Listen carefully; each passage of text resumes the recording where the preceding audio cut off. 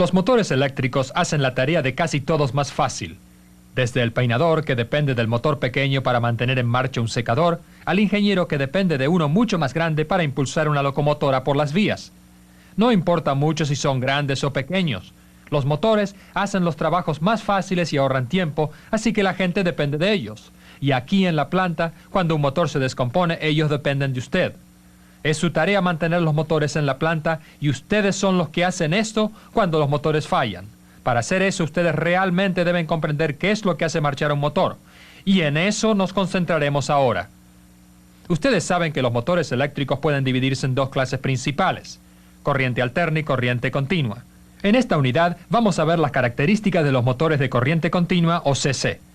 Explicaremos cómo funcionan y luego veremos las funciones de cada parte de un motor típico de CC. Luego hablaremos sobre el mantenimiento de los motores de CC. Cuando acabamos, ustedes comprenderán qué es lo que hace marchar un motor y podrán identificar también varios tipos diferentes de motores. Este ejemplo es un motor compuesto. Lo hemos desarmado aquí para que sea más fácil ver sus partes. Este es el yugo, pero la mayoría de las veces se le llama armazón. Sostiene todas las otras partes del motor. También forma parte del circuito magnético del motor. El circuito magnético es el surco que el campo magnético sigue por el armazón del motor. Generalmente, el armazón es la parte que se usa para montar el motor en su base. Estas son las piezas del polo de campo. Sostienen las bobinas de campo y están atornilladas al armazón para que se puedan sacarse si necesitan arreglar o reemplazar las bobinas. Los polos de campo principales están hechos de las piezas polares de campo y las bobinas de campo. Juntas proveen el campo magnético principal en el motor. Nosotros las mencionaremos solamente aquí. Más adelante veremos detalles específicos sobre ellos. Este bobinado grande es la bobina de campo derivado. El bobinado más pequeño aquí es la bobina de campo en serie. Esta pieza polar pequeña con la bobina en su alrededor es un interpolo.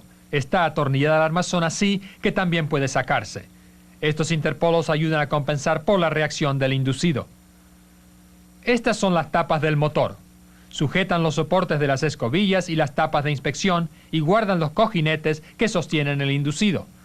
Las tapas están atornilladas al armazón para que puedan sacarse cuando necesiten hacer arreglos en el motor.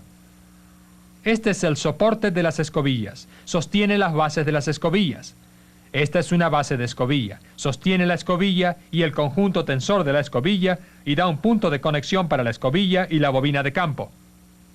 El dispositivo tensor de la escobilla es lo que mantiene a la escobilla apretada contra el conmutador.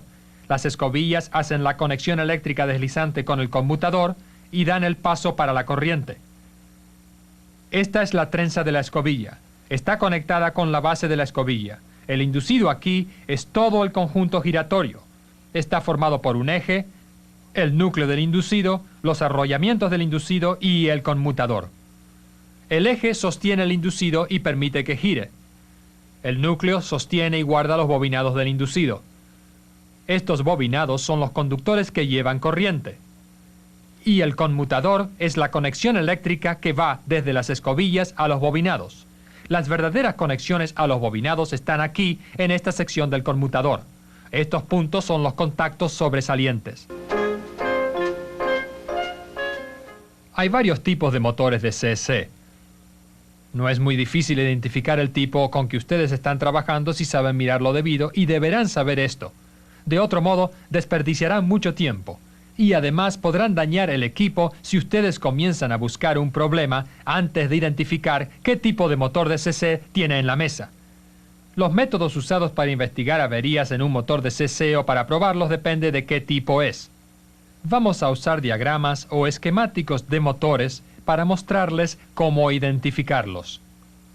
Los motores de CC están clasificados en una variedad de clases, pero la clase más común es de acuerdo a qué tipo de bobinado de campo tienen y la manera en que sus campos están conectados. Esta es una ilustración de un motor en serie. Es casi la clase más simple de motor que ustedes verán. Las bobinas de campo que nosotros llamamos campos en serie y el inducido están conectados en serie mutuamente y hay solamente un surco para el flujo de la corriente. Este es un diagrama esquemático simple del mismo motor. Ustedes usarán este tipo de diagrama cuando empiecen a trabajar en los motores de CC. Como pueden ver, el campo en serie y el inducido están en serie uno con otro. Una palabra de precaución sobre los motores en serie es necesario en este momento. Por su fabricación, los motores en serie pueden ir a velocidades de nivel peligroso si se hacen funcionar sin una carga. El campo de serie de este tipo de motor está hecho de pocas vueltas de alambre grueso y su resistencia es muy baja. Cuando está conectado en serie con el inducido, cuya resistencia también es muy baja, el flujo de corriente por el motor es muy alto. Los campos magnéticos, tanto en los campos en serie y en el inducido, son muy fuertes y hay una acción de motor muy rápida. Este motor podría desbocarse y destruirse completamente, así que nunca y verdaderamente nunca arranque un motor en serie a menos que esté conectado a una carga. Esta es una ilustración de un motor derivado. La marca estándar para un motor derivado es F. Ustedes pueden ver las marcas F1 y F2 para el campo derivado.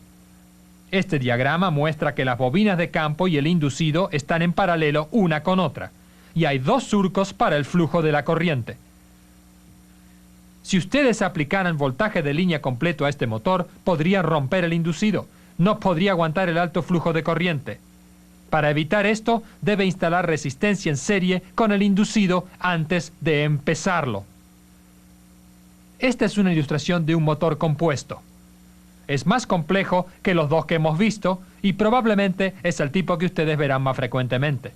Mirando este diagrama, podrán ver que tiene un campo en serie que está conectado en serie con el inducido y un campo derivado conectado en paralelo con el inducido. Vean las marcas del campo y del inducido. Ellas le dirán todo. Ahora, cuando trabajen en un motor compuesto, la cosa que deben recordar es la organización. Deben asegurarse de que cada conductor está marcado para que no cometa errores cuando vuelvan a conectar el motor. Y debe revisar 2 veces cada conexión hecha para asegurarse de que está bien. Otra cosa. Recuerden que si abren un campo derivado, entonces lo que tienen en realidad es un motor en serie y todos los peligros que lo acompañan.